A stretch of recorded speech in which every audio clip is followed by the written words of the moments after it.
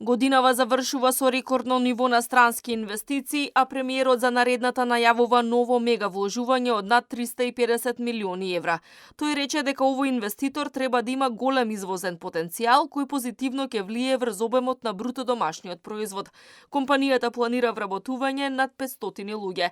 За сега не се откриваат детали од која држава инвеститорот и во кој сектор работи. Владата преговара со вкупно 15 странски компании кои треба да изберат меѓу Македонија и некоја друга држава каде да го стационираат своето производство. Очекувам оваа инвестиција да ја заокружиме следната година.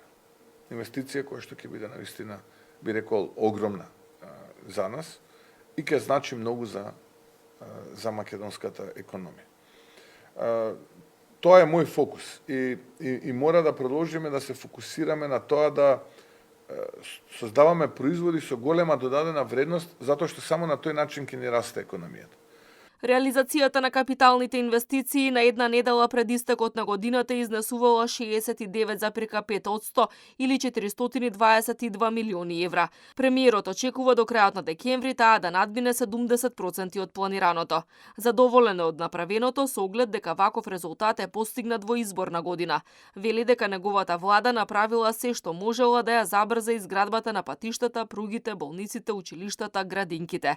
За наредната година очекува многу подобри перформанси, особено затоа што е предвидено рекордно ниво на капитални инвестиции над 800 милиони евра и голема поддршка на економијата.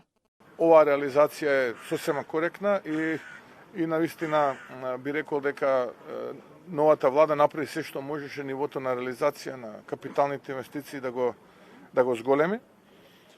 Следната година е година каде што е предвиден рекорден буџет за капиталните инвестиции, не само за државните и владини проекти, туку и за општинските проекти.